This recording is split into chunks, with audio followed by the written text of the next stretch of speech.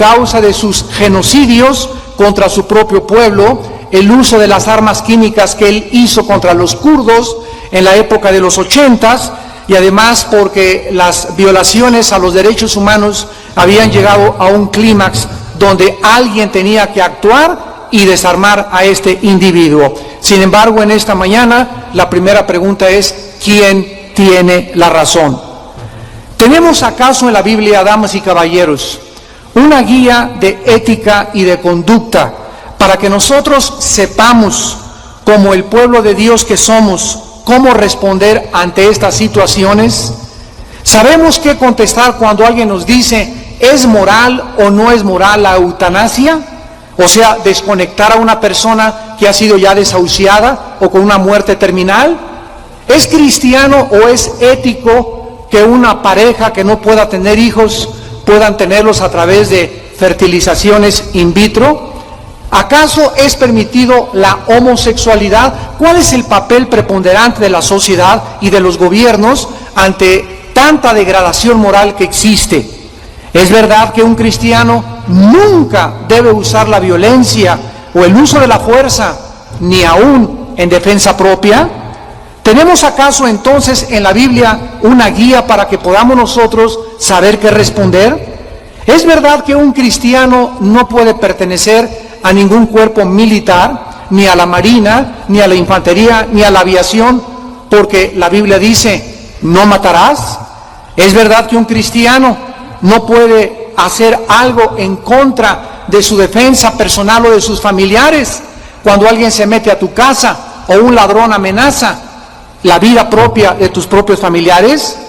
¿Existen finalmente razones bíblicas para que en alguna época algún país se pueda involucrar a la guerra? Todas estas preguntas, todas estas incógnitas e interrogantes demandan de nosotros respuestas. Y gracias a Dios que no estamos solos, que Dios nos ha dejado un libro que se llama la Biblia, y haríamos bien en estar atentos como a una antorcha que alumbra en medio de tanta confusión y de tantas tinieblas lo que Dios tiene que decir.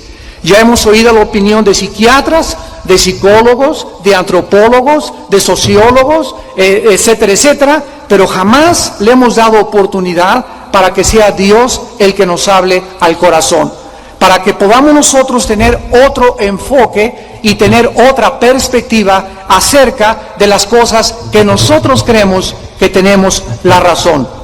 Vamos a comenzar en esta mañana contestando la primera pregunta: ¿qué cosa dice la Biblia acerca de la guerra? En el libro del Génesis, capítulo 9, versículo 6, vemos que acaba el diluvio de terminar en la tierra, porque durante más de 1550 años, en un periodo de casi 1550 años, no hubo gobiernos, no existía ningún estado, no se había formado ninguna nación. Desde nuestros primeros padres, Adán y Eva, hasta el diluvio universal, reinó la anarquía, reinó el caos. En la ausencia de gobiernos, en la ausencia de leyes, en la ausencia de un estado, el ser humano se desbocó. Esto es un ejemplo muy claro sociológico acerca de cuando el ser humano no tiene alguien que lo detenga, cuando no se aplica el uso de la fuerza y muchas veces de la violencia, los malos prevalecen. En Génesis capítulo 9, después de que el diluvio termina, Dios le da una orden a Noé. De acuerdo a la Biblia, los tres hijos de Noé, Sem, Cam y Jafet, son los progenitores de todos los tipos que existen actualmente de seres humanos. Tenemos en primer lugar que Cam es el progenitor de todas las personas que comenzaron a vivir en la parte del África, porque el arca de Noé se situó en las montañas del Ararat después del diluvio universal, y por cierto, todas las tribus y todos los libros sagrados y todas las culturas hablan y mencionan de un diluvio universal. Así que cuando venimos a la Biblia, no estamos viendo mitos griegos, o no estamos viendo leyendas mexicanas, o cuentos o historias. Estamos abordando algo científico, arqueológico, antropológico, sociológico y de cualquier academia científica que existe. Entonces el arca se sitúa en las montañas del Ararat, y de ahí, de acuerdo a la Biblia, los camitas comienzan a poblar toda África. Todos los que venían de Jafet poblan todo lo que es Europa, y se le conoce como los anglosajones, y todos los semitas poblan totalmente el Medio Oriente, y de ahí el Asia, y de ahí pasan por el estrecho de Bering a lo que es actualmente las Américas. Entonces la Biblia es muy clara de que todos nosotros descendemos de los 3 hijos de Noé. Dios, por primera vez después del diluvio universal, establece el inicio o la institución del Estado, de la nación y de los gobiernos. Y la primera orden que Dios le da a Noé es la siguiente: Génesis 9:6, el que derramare sangre de hombre, por el hombre su sangre será derramada, porque a imagen de Dios es hecho el hombre. Dios le dice a Noé: mira, yo no voy a intervenir con juicios y juicios universales, porque la raza humana terminaría por extinguirse. Ahora yo le entrego al ser humano la espada de la retribución divina, de la justicia, para que ahora, al formarse el Estado y los gobiernos, y por causa de la pecaminosidad humana, ustedes ahora traten de comenzar a detener la maldad del pecado humano a través de las cárceles, a través de sistemas policíacos, a través de sistemas militares, a través de sistemas del uso de la fuerza y la violencia por causa del pecado humano. Entonces comenzaban las familias a agruparse, a conglomerarse, a formar sociedades, y era imprescindible tener que castigar a las personas que se metieran con tu esposa y la violaran, que cometieran adulterio y que se llevaran a otra persona que no era su esposa, a hombres adultos que violaran a los niños, a personas que se atrevían a quitarle la vida con premeditación, alevosía y ventaja a cualquier otro ser humano. Ante esta tendencia humana del pecado, Dios estableció la pena capital, el castigo, las cárceles y el uso de la fuerza y de la violencia. Comenzaría ahora, por primera vez en la historia, el sistema de los estados o de las naciones para poder gobernar al ser humano. Pasó el tiempo y Dios, de todas las naciones que comenzaron a poblar el globo terráqueo, escoge a una nación en particular llamada Israel. Dios no escogió a los judíos porque fueran superiores, porque fueran mejores, sino todo lo contrario. En el libro de Deuteronomio, capítulo 7, la Biblia nos dice muy claramente las razones por las cuales Él escoge a la nación de Israel. Le dice en el versículo 6, porque tú eres pueblo santo para Jehová tu Dios. Dios tu Dios te ha escogido para hacerle un pueblo especial, más que todos los pueblos que están sobre la tierra. No por ser vosotros más que todos los pueblos os ha querido Jehová y os ha escogido, pues vosotros erais el más insignificante de todos los pueblos, sino por cuanto Jehová os amó. Vemos pues que el propósito de Dios para las naciones era escoger a un pueblo. Si hubiera escogido a los italianos, los franceses hubieran dicho, ¿y por qué los italianos y nosotros no?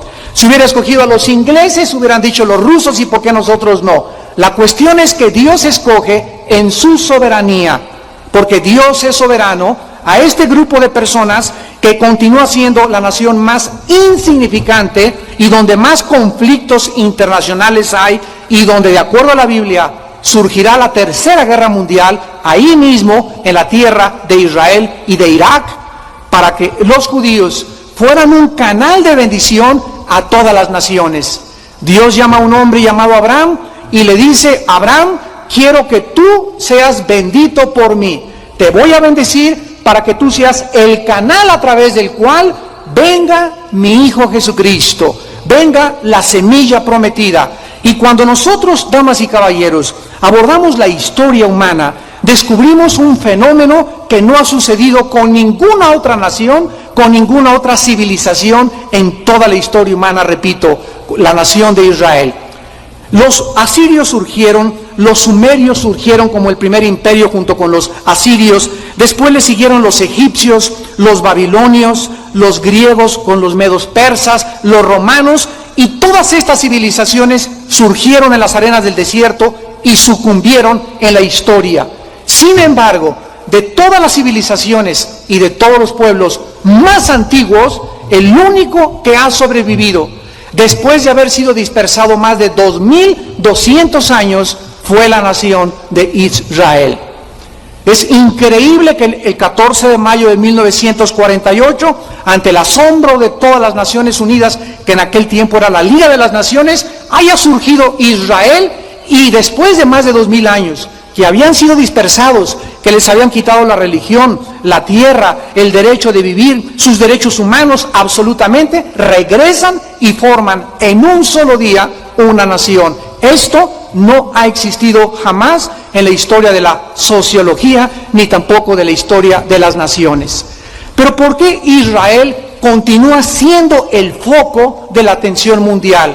Porque Dios quiso que nosotros centráramos nuestra atención en este punto geográfico, repito, no porque sean mejores que los árabes, porque Dios ama también a los palestinos y a los iraquíes y a los jordanos, insisto, para que nosotros viésemos a través de esta nación las principales profecías cumplidas en la palabra de Dios.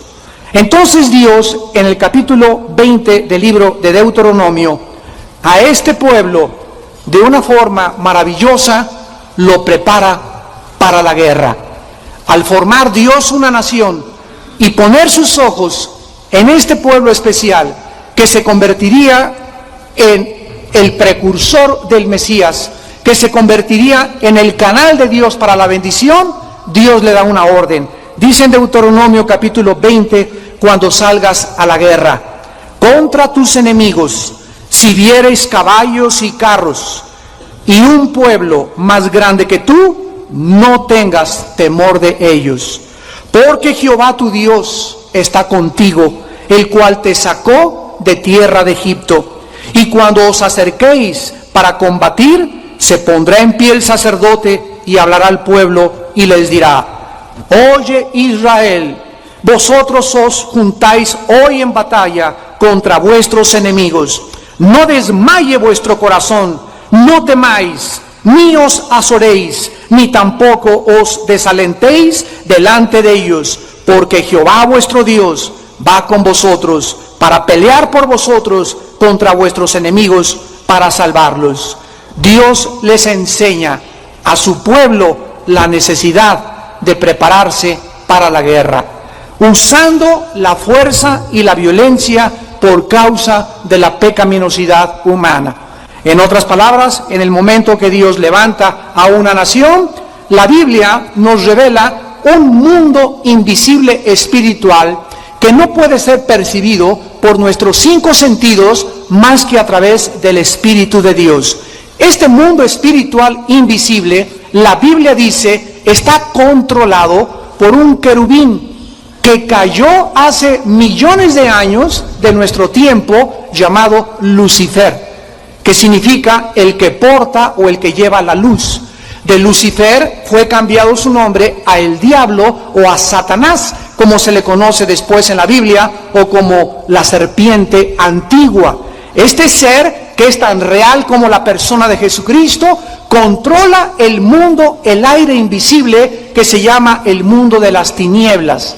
Y detrás de las guerras, de las naciones, de los conflictos que existen, de las personas que pierden su mente, de las personas que la gente no cree que están endemoniadas, de las anormalidades mentales que la psicología clasifica como paranoia, esquizofrenia, psicosis, etcétera, etcétera, la Biblia nos revela que se encuentran espíritus que son demonios.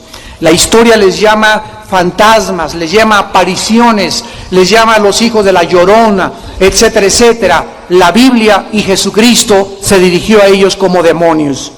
Cuando Israel llega a su tierra, había 7 naciones que se llaman los cananitas, que eran degradados, degenerados, inmorales, asesinos, crueles, sanguinarios, y era importante que Israel, al avanzar conquistando la tierra de Canaán, supieran que a través de la guerra podrían tomar la tierra de Canaán.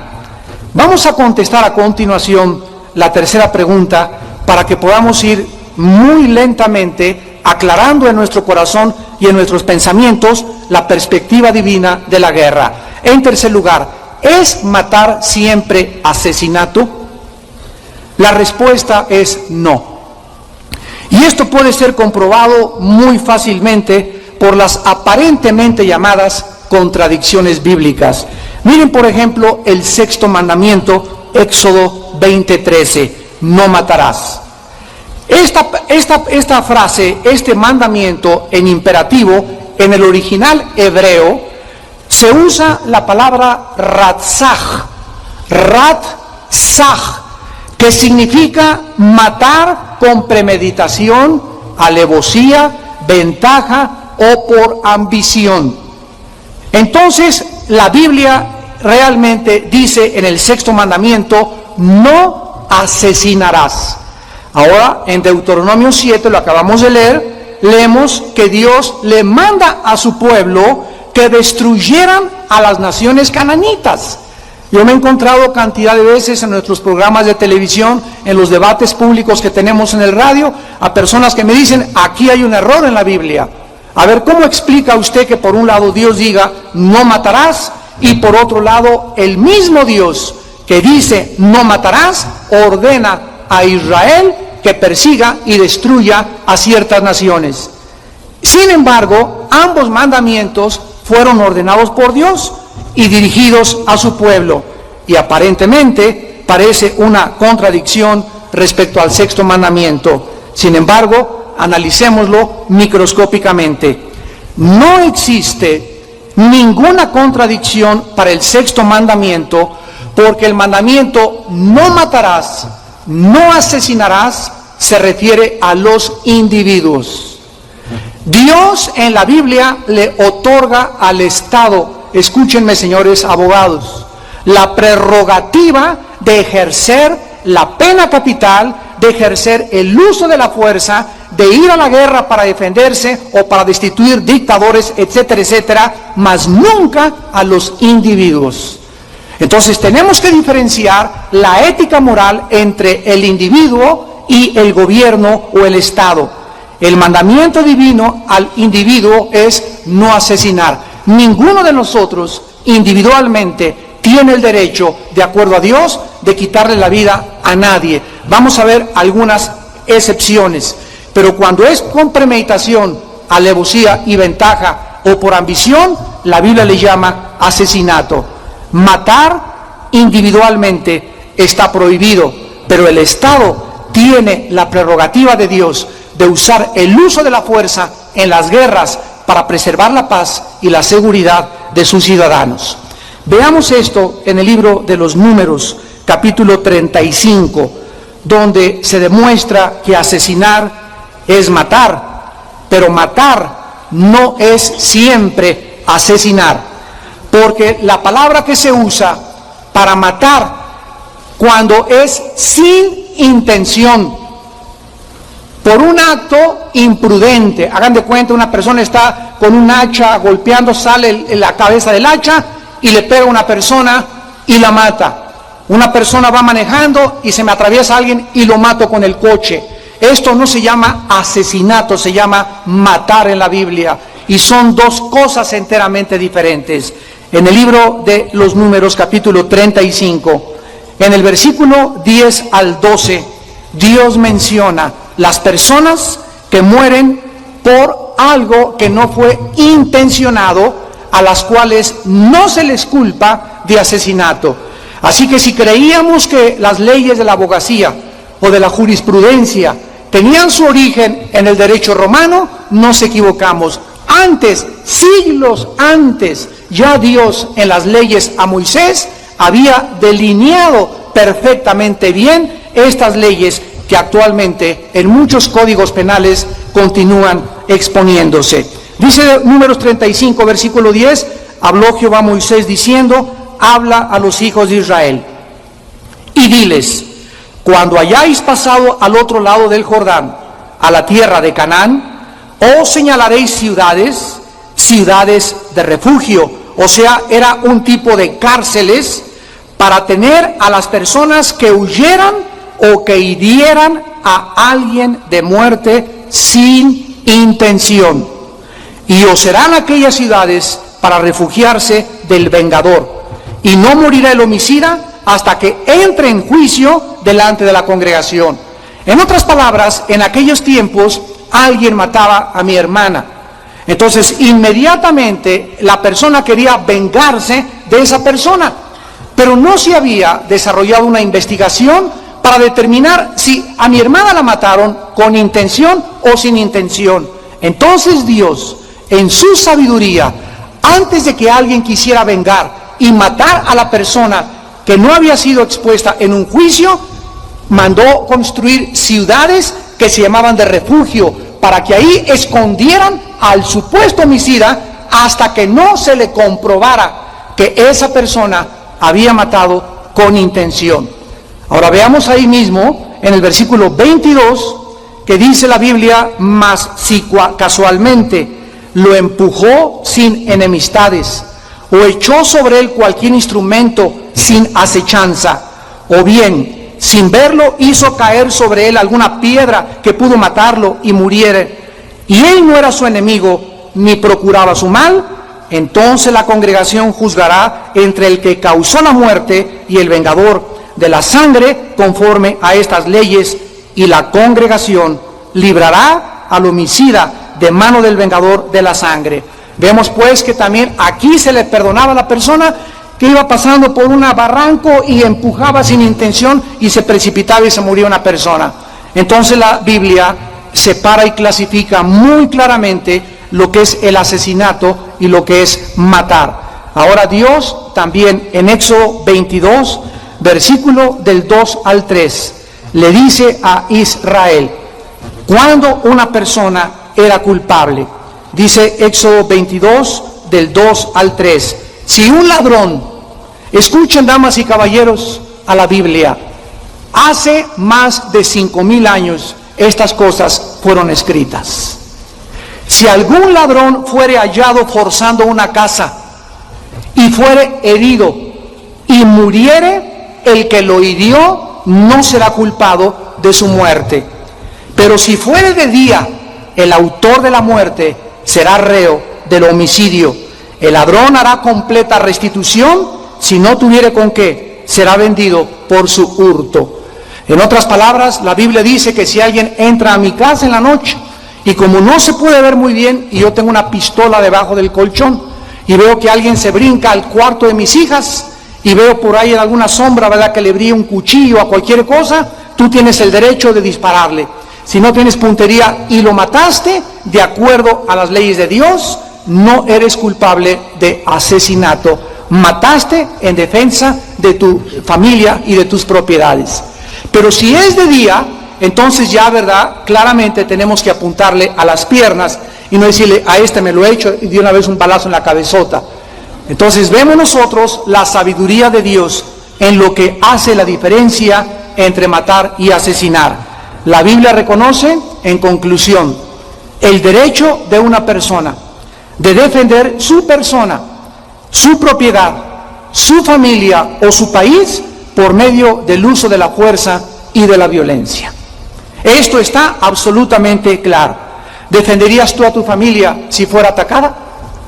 Si pasaras por un callejón y fueras cristiano y vieras a un hombre corpulento, grandote, violando a una niña de 5 años, ¿le dirías, Jesús te ama? ¿O le regalarías un folleto? No, ¿verdad? De ninguna manera. En ese momento, ¿cómo reaccionarías? Si tú no tienes estos principios de ética y no sabes claramente cómo funciona el juicio de Dios, pues nos quedaríamos, ¿verdad?, con culpa. Maté a alguien, no lo puedo matar, ¿qué hago? En este caso, ¿qué dice la Biblia? La Biblia es muy clara. Si yo tengo una pistola y veo a esa persona, claro que desde día le disparo a las piernas o le doy un batazo, ¿verdad?, donde yo pueda, pero voy a salvar a la niña y voy a hacerle un daño físico a ese hombre por salvar la vida de una criatura. Lo mismo que si alguien, ¿verdad?, me quiere robar o me quiere asaltar y yo puedo defenderme, la Biblia dice que Dios nos da el derecho de poder defendernos. Esto lo vamos a aclarar claramente cuando terminemos con las enseñanzas de Jesús. Muy bien, vamos ahora al libro de Romanos, los que hayan traído su Biblia, y veamos lo que la Biblia enseña. A la luz, esto es maravilloso, de lo que México está atravesando actualmente. En Romanos capítulo 13, versículos del 1 al 4, la Biblia establece el principio de la autoridad. En la Biblia hay 3 instituciones de autoridad. Una es dentro del núcleo de la familia. De acuerdo a la Biblia, en toda familia, el varón. 1 Corintios 11:3 es la cabeza de la mujer. No significa que mi esposa es mi esclava, ni mi sirvienta, ni que por eso la voy a tratar o oprimir psicológicamente, mucho menos abusar de ella físicamente. Un varón, ¿verdad?, no es macho. Un varón se porta varonilmente, viviendo sacrificialmente para la compañera que Dios nos ha dado como la madre de nuestros hijos. Entonces se ha malinterpretado esta autoridad y vamos a ver que así como en el hogar los varones han abusado de esta autoridad, lo mismo se ha abusado en el gobierno, y hay gobiernos autoritarios, totalitarios, fascistas, comunistas, nazistas, etcétera, etcétera, pero esto ya no es culpa de Dios. Es la libertad que tenemos para ejercer la autoridad de una forma medida o de una forma abusiva. Aquí en Romanos 13, la Biblia dice hace 2000 años, escrito por el apóstol San Pablo: sométase toda persona a las autoridades superiores, porque no hay autoridad sino de parte de Dios, y las que hay por Dios han sido establecidas. De modo que quien se opone a la autoridad, a lo establecido por Dios, resiste. Y los que resisten acarrean condenación para sí mismos. Número 1, la Biblia establece que una de las causas más graves o síntoma de la pecaminosidad humana es la rebelión a las autoridades. Cuando los hijos se rebelan a los padres, cuando los alumnos se rebelan a los maestros, cuando los ciudadanos al presidente de la República le pierden el respeto, como está sucediendo en nuestro país. No importa quién sea el presidente, es el magistrado con la más alta investidura y merece todo el respeto de sus ciudadanos. Y no tenemos por qué hacer de un presidente que nos representa y que es el jefe del gobierno una caricatura de él.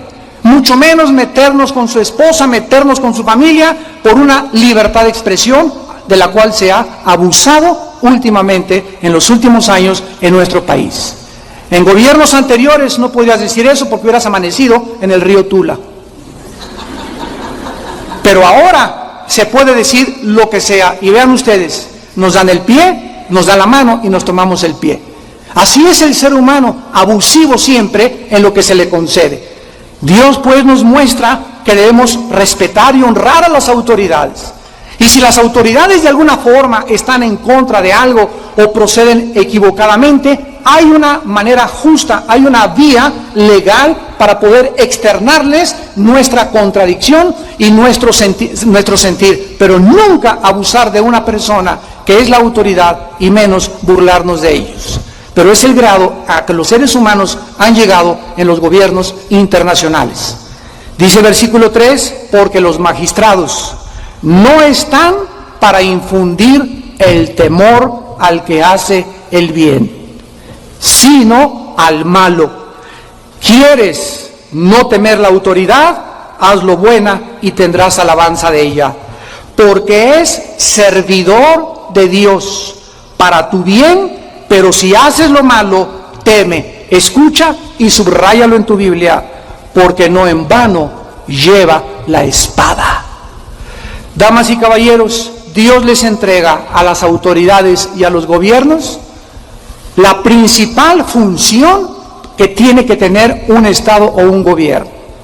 Un gobierno no fue puesto por Dios solamente para velar por la educación o el conocimiento, etcétera, etcétera. De acuerdo a la Biblia, la función principal de un gobierno es infundir el temor a los delincuentes y a los criminales. La función de un gobierno es tratar de demostrarle a las personas que no pueden hacer una manifestación por una vía que no es legal y abusar los derechos de las terceras personas, paralizar el tráfico, mandarnos 2 días por otra carretera para parar las carreteras federales, apedrear los comercios, y cuando el ciudadano se siente totalmente vulnerable, imposibilitados de poder defendernos, porque los únicos que nos pueden defender son aquellos que están dentro del gobierno. De acuerdo a la Biblia, el gobierno necesita usar la fuerza, necesita usar las macanas y duro, necesita usar los escudos y necesita usar gases lacrimógenos y necesita usar el ejército cuando se violenta la seguridad de los ciudadanos. Y cuando esto no sucede y se permiten en los gobiernos, donde ya hay un caos, una confusión, donde ya la gente hace lo que le da la gana, donde un grupo de personas toman un edificio como el de los maestros y amenazan y casi los matan, ahí en ese momento se les rodea con soldados o con un ejército de granaderos y se impide que esto vuelva a suceder como una lección. Pero la cuestión es que muchas veces los gobernantes comienzan a tener temor de gobernar y aplicar la fuerza porque pierden popularidad. Todo tiene una causa en la Biblia y en la palabra de Dios. Entonces la Biblia nos muestra, ¿verdad?, que los gobernantes, los soldados, la policía, los oficiales autorizados que representan a un gobierno, están autorizados por la investidura que tienen del mismo gobierno de usar la fuerza y la violencia para proteger los derechos de los ciudadanos, capturar a los criminales y juzgarlos por sus crímenes. Perdonar a los criminales en el nombre del amor es la negación del amor al prójimo. Negarle a los criminales castigo es la negación del amor al prójimo. Eso no es amor, es sentimentalismo. Es exactamente lo mismo que con un hijo. Dice la Biblia que el que tiene un hijo lo disciplina y lo ama. Pero así como tú amas a tu hijo, mi amorcito, ¿cómo estás?, etcétera, etcétera, cuando el hijo violenta la disciplina, se avienta abiertamente en rebelión contra el papá, insulta a la mamá, el papá se saca el cuero, la vara y pum, pum, pum, 3 en las partes sin alma. ¿Por qué? Porque si no se hace eso, de acuerdo a la Biblia, el que detiene el castigo a su hijo aborrece. Nos damos cuenta cómo Dios no quiere que involucremos los sentimientos con la fe. Porque aunque mis sentimientos me dicen, no quiero castigar a mi hijo, no lo quiero golpear, eso es lo que me dicen mis sentimientos como padre. Dios me dice, lo necesita. ¿A quién le vas a creer? ¿Al psiquiatra, al psicólogo o a mi palabra? Y ahí es cuando nosotros actuamos conforme, no a lo que siento, no a mis emociones, sino a lo que dice la palabra. Y cuando tú actúas conforme a la palabra, Dios te respalda, te honra y te recompensa. Y te bendice grandemente, porque sin fe es imposible agradar a Dios. Cuando alguna nación extranjera entonces, ¿verdad?, o algún grupo de gente como terroristas atacan algún país, han violentado una institución establecida por Dios. En estos casos el gobierno ha atacado. El gobierno, el país, la familia, el individuo que ha sido agraviado, tiene el mandato divino de defenderse contra aquellos que resulten responsables, aun cuando fuere necesario usar una guerra en contra del terrorismo. En otras palabras, Dios le delega la autoridad a la autoridad civil temporalmente para que los gobiernos tengan y usen este derecho de impedir que la maldad se multiplique. Este poder, otorgado por Dios, es por causa de su misericordia. De otra manera, los malos dominarían el mundo. ¿Quién los detendría si no fuera a través de macanazos, de cárceles, de escarmientos y de castigos? ¿Quién puede detener una ola de secuestros como la hay en México hasta que no se eleven las penas del Código Penal y se le dé 50 años o cadena perpetua a una persona principalmente que secuestre a un menor de edad? Hay casos que si no se aplica todo el poder y el brazo de la ley, las normas de la justicia, de la moral, comienzan a relajarse en un país y comenzamos a ver las consecuencias de los juicios de Dios. Esta es la razón, ¿verdad?, por la cual una guerra justa es una expresión de la justicia divina. Abandonar la justicia en el nombre de la paz no es un acto de amor, sino una negación a amar a nuestro prójimo como a nosotros mismos.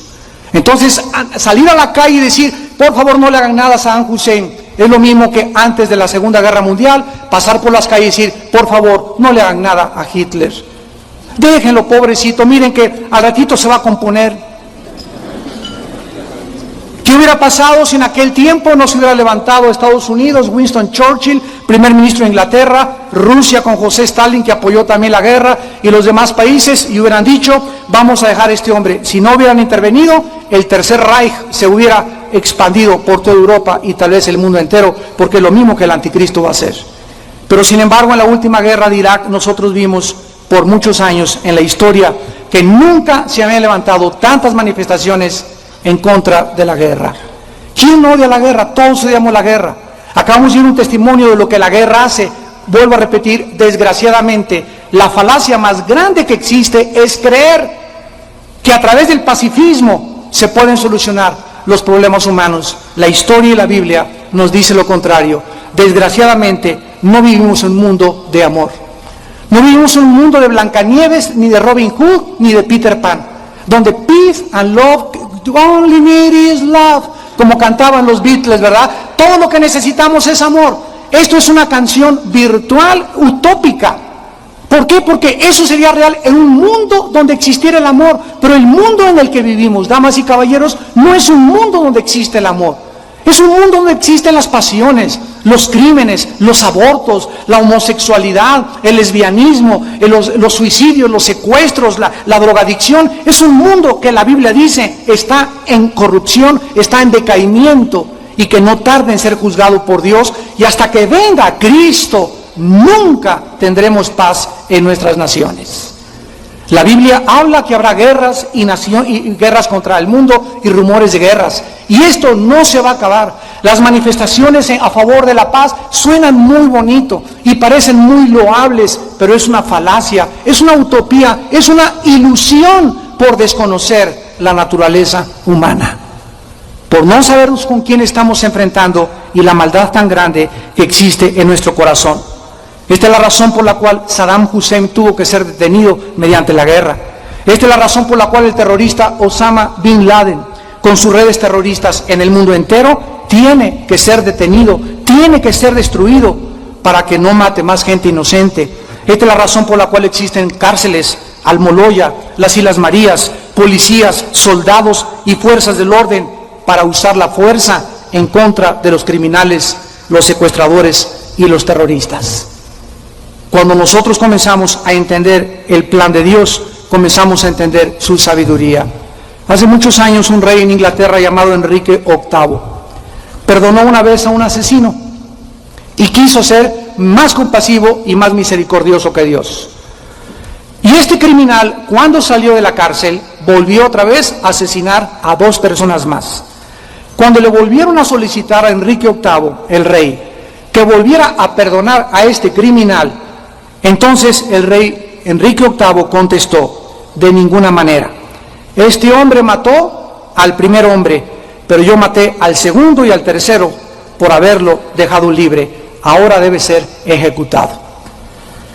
Desechemos pues entonces la idea de que un cristiano no puede ser policía, o de que un cristiano no puede ser militar, o de que un cristiano no puede ser juez que dicte sentencias, inclusive muchas veces de pena de muerte a criminales. Porque todas estas personas, al tener la necesidad, de actuar conforme a la justicia por causa de su trabajo, y justificadamente no son considerados por las leyes de Dios como asesinos, sino como magistrados que representan al Señor. Vemos nosotros, para terminar, que el Dios de la Biblia nos dice que de la misma manera que Él manifiesta su amor, manifiesta sus juicios. ¿Cuántas personas no me encuentro yo por todas partes en los programas que tenemos, correos electrónicos que nos mandan? Señor Alducin, ¿verdad que al final Diosito va a perdonar a todos y nadie se verá al infierno porque Dios es amor y misericordia? Le digo, mire señora, claro que Dios es amor y claro que Dios es misericordia, pero Dios es también justicia. Hemos conocido solamente y se ha propagado y se ha enseñado una parte del carácter de Dios. Dios es amor, Dios es miel, Dios es misericordia, pero Dios también juzgó a Sodoma y a Gomorra. Dios juzgó con el diluvio universal a toda una población en el mundo. Dios juzgó a Jerusalén, Dios ha juzgado a hombres, a mujeres, a gobiernos, porque Él tiene que ejecutar la justicia. Pero las más grandes noticias que nosotros podemos tener, ¿verdad?, es que Dios, en lugar de juzgarnos a nosotros, Dios envió a su Hijo Jesucristo a morir en una cruz. Y en esa cruz Jesucristo nos habla del inmenso amor de Dios y del odio que tiene el Dios de la Biblia por el pecado. Vamos a terminar con otra respuesta final. Bueno, alguien me puede decir, nos ha mostrado evidencias del Antiguo Testamento, de que Dios apoya las muertes en defensa propia, en prudencia, que hay guerras que son justificadas, pero ¿qué dice Jesucristo, el Hijo de Dios, respecto a esto? Porque si alguna persona pudiera argumentar que estos argumentos son solamente basados en el Antiguo Testamento, vamos a las enseñanzas del Señor Jesucristo en el Nuevo Testamento. ¿Qué enseñó Cristo acerca de las guerras y del uso de la fuerza? Veamos los dos lados de la moneda. En Lucas capítulo 22,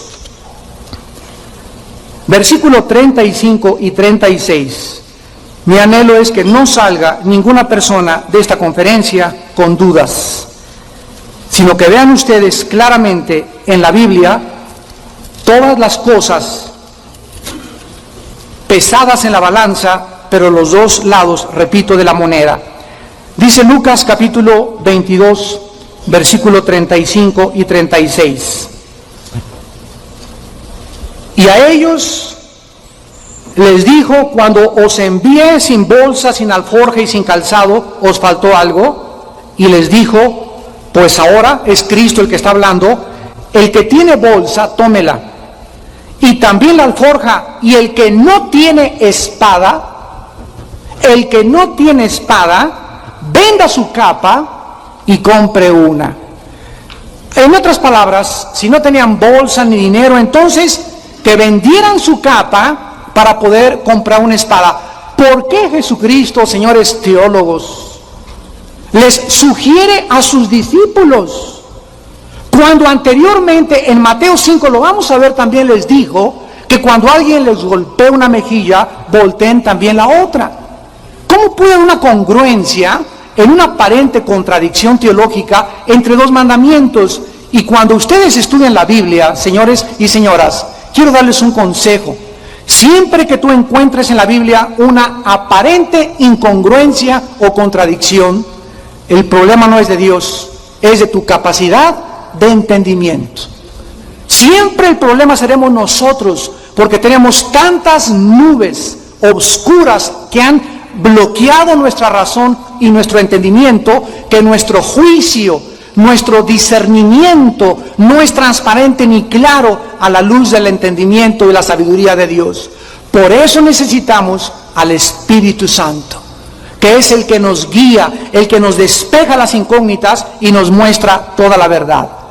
Cristo está sugiriéndoles aquí a sus discípulos que compren una espada, y esto, ¿verdad?, es suficiente para destruir cualquier teoría de no resistencia o de pacifismo sostenida por algunas sectas como los cuáqueros.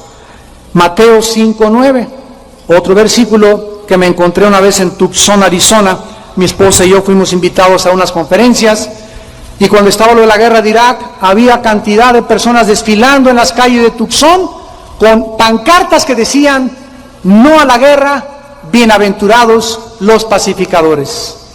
Fíjense ustedes, al desconocer el sentido o la interpretación espiritual de las palabras de Cristo, cómo la gente puede usar versículos sacados del contexto para hacer un pretexto. Cuando dice en Mateo 5:9, bienaventurados los pacificadores, alguien podría argumentar, repito, que este versículo es para defender el pacifismo. Sin embargo, Cristo comenzó el sermón de la montaña en Mateo 5:17, yo no he venido para abrogar la ley, he venido para cumplirla. O sea, Cristo no vino a agregarle más, sino a enseñarnos el verdadero significado de la Torah o de la ley mosaica.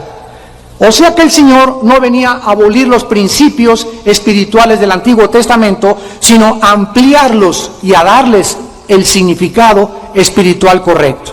La palabra pacificadores, apúntalo por favor en el original griego, es la palabra eireno poíos, y significa los que llevan a otros a la cruz para hacer la paz con Dios, por haber hecho esta persona primero la paz con Dios en su conversión. ¿Quiénes son los pacificadores? Las personas que ganan a las almas para el reino de Dios. Cuando yo me encuentro al lechero, al panadero, al chofer, a un policía, a un soldado, el otro día que estuvimos ahí en Los Pinos, ¿verdad?, junto a la oficina del presidente Fox, estábamos hablando con unos militares de las guardias presidenciales, y yo les decía, ustedes necesitan entender que en cualquier momento pueden morir, con los policías, con los soldados, con los marinos, con cualquier persona, y tú necesitas ir a una cruz.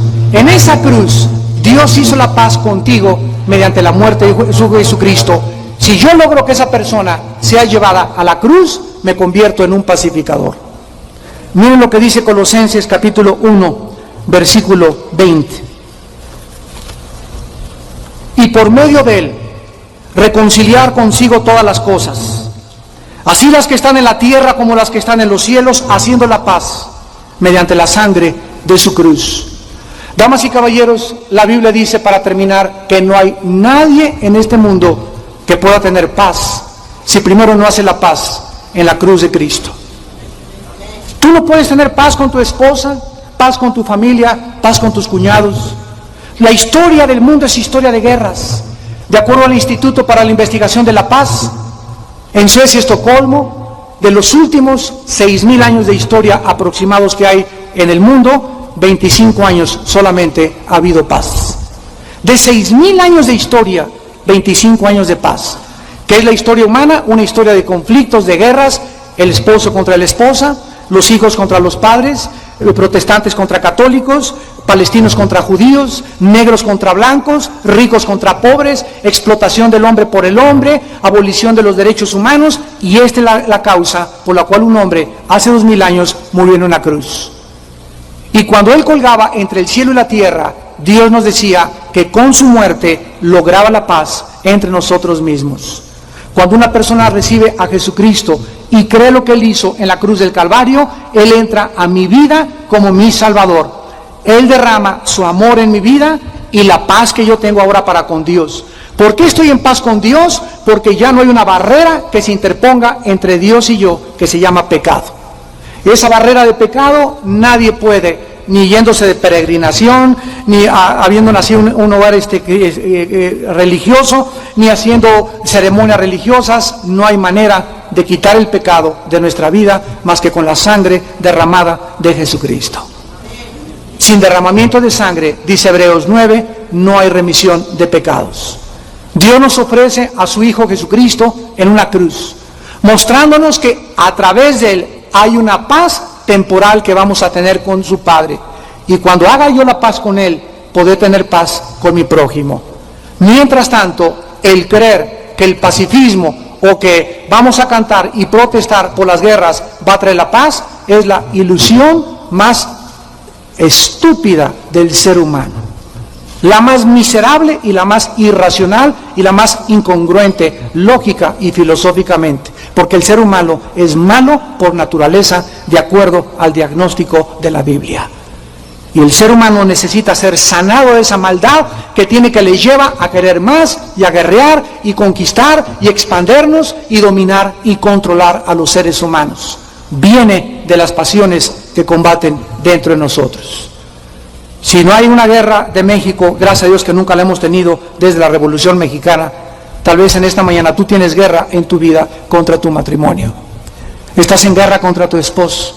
Estás en guerra contra tus padres, estás en guerra contra tus hijos, protestas, paz, paz, paz, que no haya guerra en el Medio Oriente, pero en tu casa, tu propia vida es un conflicto diario donde te autodestruyes. Por eso fumas, por eso tomas, por eso te emborrachas, por eso no eres capaz de serle fiel a tu esposa, por eso cometes adulterio, por eso robas, por eso dices, el que no tranza no avanza.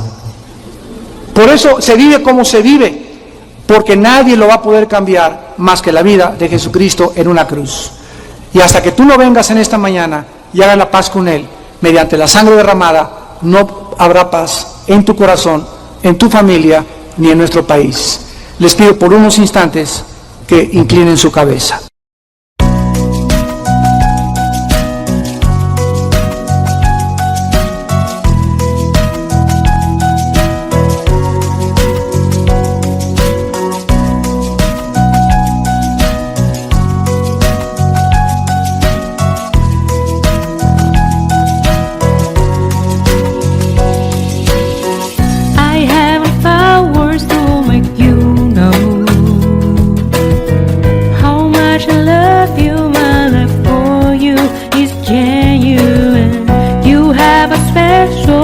In my heart, no one can take that place. I love everything about you and trust you even when I will be miles apart from you. I promise to be with you forever. The person who make my life beautiful is none but you. I will never stop caring for you.